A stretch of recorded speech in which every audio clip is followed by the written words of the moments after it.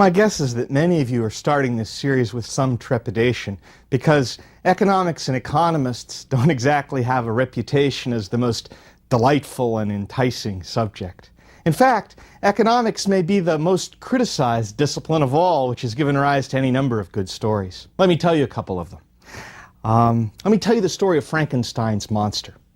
Frankenstein is building his monster, and he has it all done except for the brains. So he goes down to the village, to the local brain store to see what they've got in stock. He says, "Hi, what have you got behind the counter?" And the guy behind the counter says, "Well, I've got some very nice English professor brains. Those are $20 a pound." And Frankenstein says, "Well, that's interesting, but that's not quite right for my monster. Well, I've got some nice physicist brains at $40 a pound. Well, it's interesting. It's not quite right for my monster. Well, I've got some nice economist brains. Those are $80 a pound." Frankenstein says, "Well, that's monstrous. I mean, $80 a pound. Why are economist brains so expensive?" And the guy behind the counter says, "Do you have any idea how many economists it takes to get a pound of brains?" Or my wife's favorite joke. She likes to say, economists are people who like to work with numbers, but don't have the personality to be accountants. Now, that's from a woman who loves me. Or Victor Fuchs, a preeminent healthcare economist who's been at Stanford University for many years. He has a wicked sense of humor, and Victor likes to say, some people talk in their sleep, but economists talk in other people's sleep.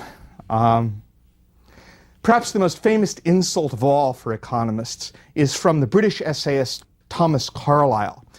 He wrote in an 1849 essay about economics, and he called it in this essay, quote, "a dreary, desolate, and indeed quite distressing, what we might call by way of eminence, the dismal science." And that idea that economics was the dismal science has echoed down ever since. So after what we might call this little bit of anti-marketing, why should you persevere with this course? Why should you study economics at all? Let me offer you a few different reasons. One is you need to talk the talk if you're going to participate in the conversation about economics.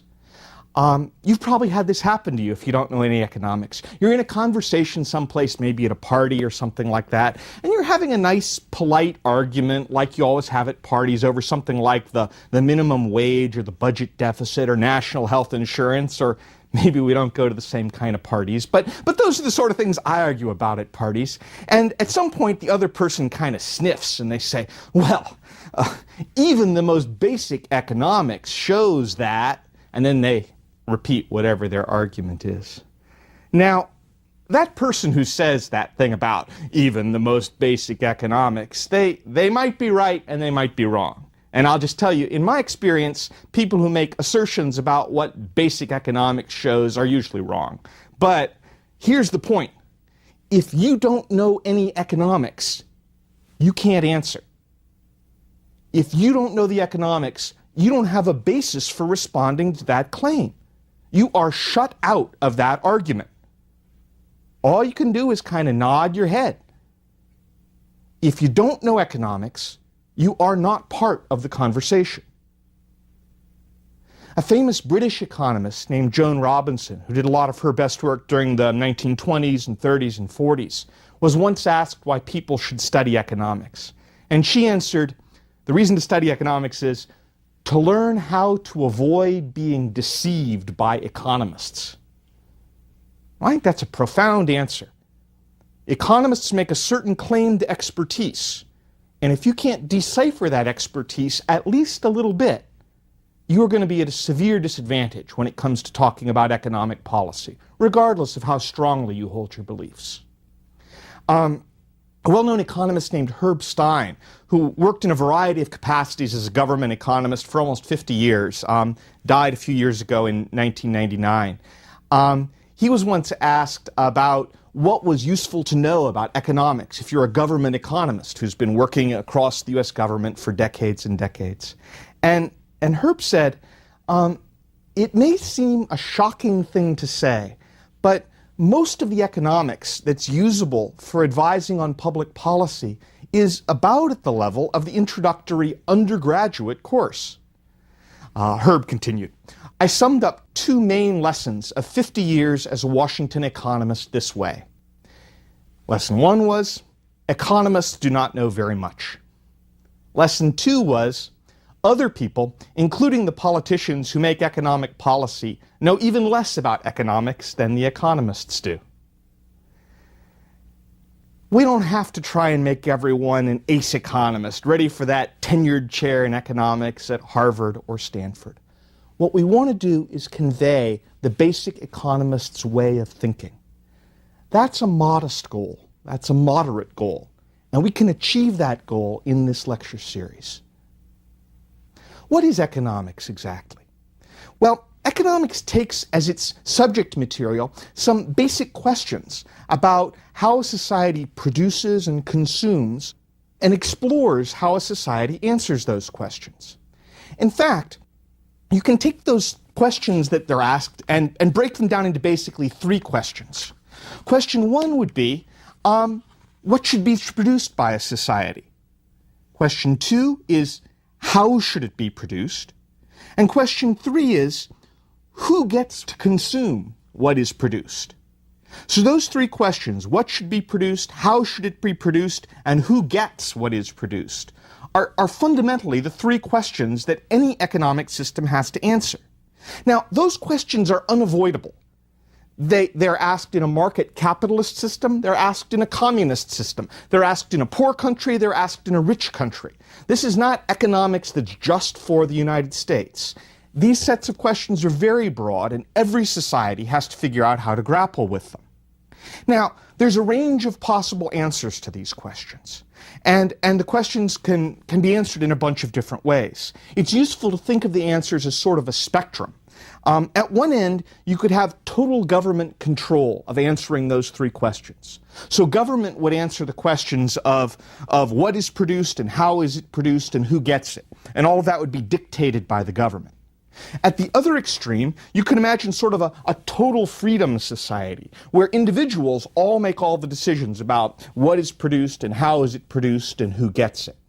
Now, in the real world, of course, few societies are all on one side or the other. Instead, a sort of a mixture from one to the other is common. So let's think sort of about the spectrum from one end to the other. At one end, you can sort of think of something where the government provides only the very basics for a market economy. And that would be something like, sometimes called the night watchman state. The government would be around just to avoid theft, to enforce private contracts, to make sure nobody just takes your property outright, and to provide for a few things perhaps like national defense. Then you can imagine a slightly broader vision of what the government would do. Perhaps government did everything I just mentioned in the night watchman state, but it also provides some public services like, roads, maybe it does fire protection, it does education, it provides support for science, those kinds of things. Then you can imagine the government taking on a little more. For example, it might start taking on retirement programs like Social Security, or it might provide national health care like happens in many countries. And a still broader vision, the government might start taking on certain industries like running the steel industry or the car industry or the agriculture industry, start distributing food, start distributing basic consumer goods like housing. And ultimately, at the far extreme, you could imagine the government handing out all the jobs, handing out all the housing, handing out all the food, telling all the firms what to do, setting all the prices. Now, in the great social conversation about whether there should be all government control on one hand or all individual freedom on the other hand, there's a long tradition on both sides of treating the people at the other end of the spectrum as if they were complete idiots. For example, you can imagine people saying, well, what? You mean you don't favor national health insurance and guaranteed jobs for everyone? Well, you must be the kind of hard-hearted social Darwinist who would let people starve in the gutter before you would help them. Or on the other side of the spectrum, you might say, well, what do you mean? You're the kind of person who supports Social Security and a national highway system? Well, you're probably a communist. You're probably one step away from Joseph Stalin. If people disagree, you'd send them to the gulag, right? I really want to avoid that kind of hot air in these lectures. Modern economics recognizes that markets have some great strengths, but in other cases, markets don't work especially well. In the cases where markets don't work especially well, there's cases where the government can do something that will be genuinely helpful, and there's other cases where the government tries to do something and it hasn't worked very well.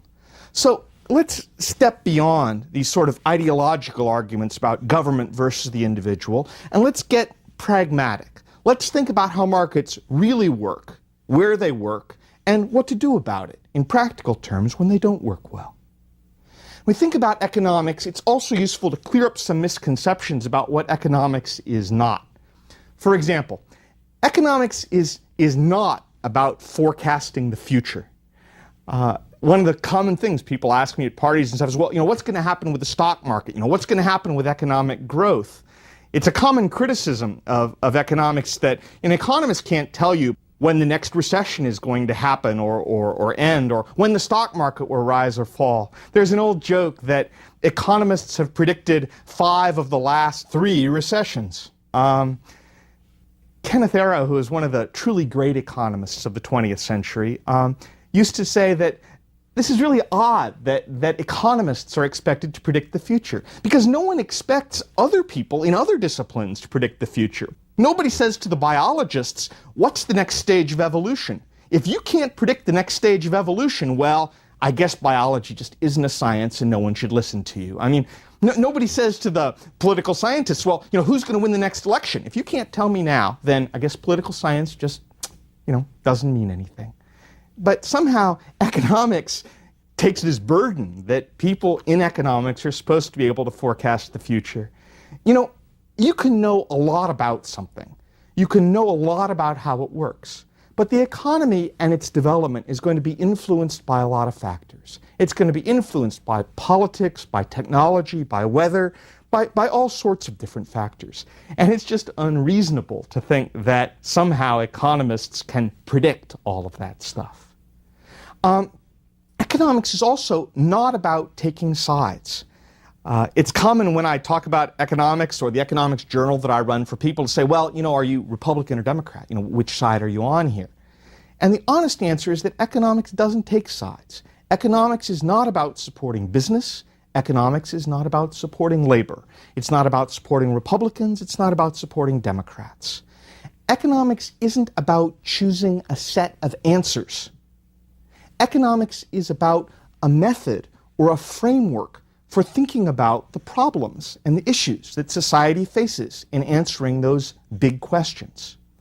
John Maynard Keynes, one of the top few economists of the 20th century, once said, economics is a method rather than a doctrine, an apparatus of the mind, a technique of thinking which helps its possessor to draw correct conclusions. When we talk about economics, we think about what it does. Let's try and get beyond this notion that it's supposed to tell us all the answers, and instead think about how it can illuminate our study and our thinking about all these problems. Now, as a sort of entree into how economists think, let's consider some statements that most economists would view as fairly obvious, but many non-economists would disagree with. First such statement: economists are people who insist on taking trade-offs seriously. Now you might say, well, everybody does that, right? No, of course they don't.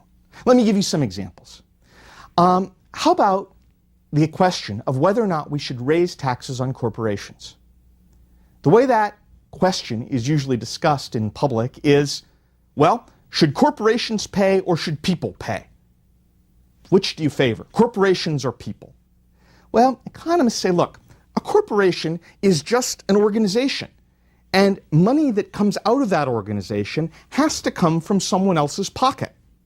If corporations pay more in taxes, there are several different places that money could come from. For example, maybe it comes from higher prices for consumers, or maybe it comes from lower bonuses for top executives, or maybe it comes from lower returns on ownership of stock in the company, which I would point out might mean less money in your retirement account. Now, in this lecture, I don't want to argue about which of these outcomes is most likely. I just want to say that you have to take the trade-off seriously. You can't just say, tax the corporations, not the people. You have to think about who would actually pay. Or think about the argument over the minimum wage. Again, most public discussions of that argument sort of take the tone of, well, I think people who work deserve more money. But someone has to pay that money. Now, it could be higher prices for consumers. It could be fewer jobs for low-skilled workers. It could be that firms have to accept lower prices. Again, my point here isn't to argue over which one of those is necessary. My point is just to say that economists insist on taking the trade-off seriously, that the trade-off exists and we have to think about it. A few years back, I was talking with a dear friend of mine about the minimum wage, not an economist. And I went through this sort of argument that someone would have to pay it, and one possibility is that there might be fewer jobs as a result. And my friend thought about this for a while, and she said, I just don't like thinking about it in that way. And I sort of thought, well, lots of people, including politicians, don't like thinking about it that way, but economists can't avoid thinking about it that way. The trade-off is real, and not thinking about it doesn't make it go away. Let me give you another example. Economists believe in what I call statistical people, not real people. Now, what do I mean by statistical people? I'll say that every economic news story I see on television news or in the newspaper begins with some person, and I'll just call that person Joe. Now, Joe is having a really bad day. Why might vary. Maybe Joe is losing his job, maybe his company is going broke, maybe Joe is benefiting from some social program and that social program is now being cut. Now, Joe is a real person, and I don't mean to make fun of Joe because I sympathize with Joe. Joe is having a lousy time. But here's a fact. You can't set social policy based on Joe. Almost every choice will help some people and hurt some other people. And if you're going to make sensible decisions about social policy, you need to look at the overall balance of who's benefited and who's hurt, and what the costs and benefits are. When I hear about Joe, I wonder about all those other people who aren't in the news story, but might be affected in one way or another. I believe in those people, those statistical people. I believe in them even though I don't know their names, and even though I don't know who they are, and even though they're not right in front of me in the newspaper. Third issue. Economists believe that self-interest can be an effective way of organizing a society. Now, what I mean by that concept is that if you ask a lot of people, what do you think would happen if everyone believed selfishly? If everyone acts selfishly in society? The result you get from most people, the answer you get is, well, that would be chaotic. If everyone was selfish all the time, it would just be crazy. But, you know, if you look around at the world around you, many market exchanges rely on self-interest. When you go shopping, you try and buy the best deal you can. People who are selling stuff try and sell because it's good for them. Many people are reacting in a way that follows their own self-interest. Adam Smith, who's commonly thought of as the founder of the systematic study of economics because of a book he wrote called The Wealth of Nations back in 1776, had a famous comment to this effect. Smith wrote, "Every individual endeavors to employ his capital so that its produce may be of greatest value. He generally neither intends to promote the public interest nor knows how much he is promoting it. He intends only his own security, only his own gain. And he is in this led by an invisible hand to promote an end which was no part of his intention. By pursuing his own interest, he frequently promotes that of society more effectually than when he really intends to promote it." That idea that there's an invisible hand, and that when you're trying to look after your own self-interest, maybe by producing the best possible product you can, you're actually helping everyone who buys that product. And when you're trying to buy the best product you can, you're providing an incentive for people to produce that best product.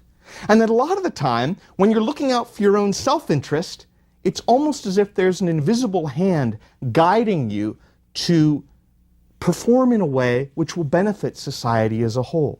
Now, of course, this doesn't mean that self-interest always works for the best in all situations and in all times. Adam Smith, bless his hard-hearted economist soul, also wrote about how firms would try to get together and raise prices and make consumers suffer. And he wrote about problems of people being forced into unrewarding assembly line jobs. And he talked about the need for public services like education. So I'm not trying to say here that self-interest is all we need and that it solves all of society's problems. What I am trying to say is that self-interest and selfishness isn't chaos either. It leads to a certain kind of discernible order and a useful set of incentives. And those work pretty well at a lot of different tasks that it's important for society to perform. Here's a fourth thought. Incentives matter. When people or firms are confronted by changes in prices or changes in other conditions, they react. They do something different than they would otherwise do. Now, you might say, well, everyone agrees with that, and I'm not at all sure that's true. If you ask most people, okay, we should have a goal. We should all save energy and conserve more oil because we're worried about dependence on Middle East oil or whatever reasons you want to give. Or we should encourage people to pick up trash and protect the environment. Or we should encourage people to save more or to work more, all those kinds of things. How should we do those things? How should we accomplish those goals? Well, most people tend to say, well, let's tell everyone how important it is. Let's have some advertisements on television and say, everyone save energy and everyone pick up their trash. Let's have a class in the schools to teach people about things. Economists tend to have different advice. Economists tend to say, look, you want less of something? Make people pay more for it. Tax it. You want people to save gasoline? Tax it. They'll save. You want them to pick up their cans and bottles? Put a 5-cent return on it. They'll bring them back, or somebody will. If there's something you want more of, you want to encourage it, you want more work or more saving, subsidize it. Make the return higher. Get people so they have more money if they work or more if they save.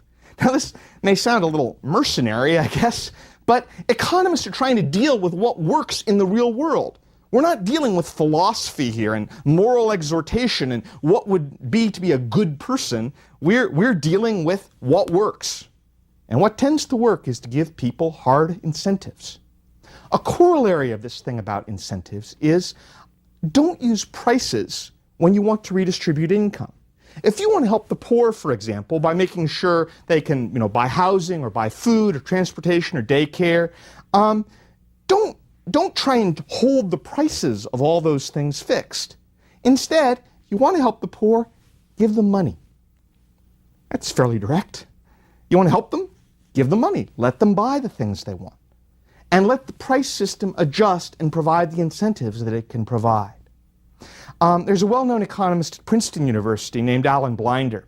And some years back, Blinder wrote, I think, a very nice book. And the title conveys how economists think about a lot of these things. And the book was called Hard Heads, Soft Hearts. So you want to think in a soft-hearted way about who needs help and what needs to happen and what isn't working well for people. But when it comes to analyzing what to do, you want to be rock-solid hard-headed. Hard heads, soft hearts. Yet another example. Most people believe that individuals or firms set prices. Economists don't believe that. If you ask people about their rent, they say, oh, well, my landlord raised my rent. I can't believe it. Or the gas companies, the oil companies, they raised gasoline prices. The banks, they raised those interest rates. Economists certainly agree that oil companies and bankers and landlords are all greedy and trying to make all the money they can, but we believe they're greedy all the time. And sometimes the market lets them charge more. Sometimes conditions in the market force them to charge less. If you're going to blame bankers or your landlord or the oil companies for making prices go up, all I ask is that you be fair-minded. If you're going to blame them when prices go up, then you have to give them credit when prices go down, right? And so every time the price of gasoline drops, you have to say, oh, those generous oil companies. I guess they just decided to give hardworking people like me a break today. Oh, interest rates are higher. Those nice banks. Isn't it sweet of them? It's not about their motivations, people. They are what they are. What determines prices in the market is the interaction of supply and demand. It's not the generosity or the selfishness of the participants in the market. Another example. All costs should be thought of for economists as opportunity costs. An opportunity cost is, if you hadn't acted in one way, what would you have had instead? Now, sometimes you can think about that in terms of money, but not always. Let me give you an example. How much does it cost to hire someone to clean your house? Well, you might say, for example, that it costs $150 twice a month to have somebody clean your house. So $300 a month, $3,600 a year. Or you could say, what it really costs me to have my house cleaned every year was a week in Mexico, sitting on a beach. That's the opportunity cost. It's what you really gave up. It's not the money you spent, but it's the thing you gave up. Often when you think about opportunity costs in those ways, it makes the cost look a little bit different. For example, imagine you're sitting in a movie and you really hate this movie. It's like the worst movie you've ever seen. Do you sit in it all the way to the end, or do you walk out in the middle? I mean, your time has some opportunity cost, right? You spent the money. You're not going to get it back one way or the other. Are you going to sit and watch this cruddy movie the whole way through? Or are you going to say, well, my time is worth something, anything is better than this movie, and walk out? If you think about the opportunity cost, you may act differently. A few years back, businesses noticed a major opportunity cost. Many of the businesses had bought downtown real estate and they owned it. So they were no longer making payments on it, but it was highly valuable. So if they said, well, what does our office cost us? The answer was zero. But what was the opportunity cost of staying there? It was very large, because if they moved anywhere else and sold that property, which was extraordinarily valuable, they would be much, much better off. And people do the same thing with their houses. Once you've paid off your mortgage, what's the cost of staying in your house? Is it zero? Well, of course not. If you went somewhere else, if you sold the house, you could have more money for trips or vacations or time to give the children or the grandchildren something.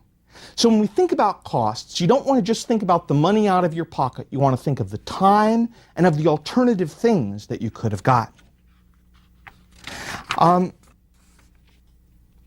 When we think about the study of economics, and we think about this course as it's going to evolve, we want to think about it in two big chunks. Those two big chunks are microeconomics and macroeconomics. Now, microeconomics is the study of how households and firms make decisions in goods markets, in labor markets, in financial capital markets. And it's the study of how those markets sometimes work well and sometimes how they work very, very badly. It'll focus on individual decisions, decisions that people make about consuming, about working, about saving. It'll focus on decisions that firms make about how much competition exists, about whether there's a monopoly or not. It'll focus on public issues when these firms and individuals come together, like what should society do about poverty or the environment or technology or education, and when can the government do something useful and when might it not quite be so useful. So microeconomics is the view of the individual actors. Macroeconomics, on the other hand, takes an overall view of the economy, and it focuses on policies like unemployment, inflation, budget deficits, economic growth, international trade. It focuses on how the policies of national governments can affect all of these outcomes in a global economy. In fact, what we'll do in macroeconomics is we'll take four main goals. We'll take fast growth, low unemployment, low inflation, and a reasonable balance of trade. And we'll think about how can the government pursue those main goals, using its budgetary policies and also using the monetary policies that are controlled by the Federal Reserve. When I think about macro and micro together, I sometimes think of the old saying, you can't see the forest for the trees.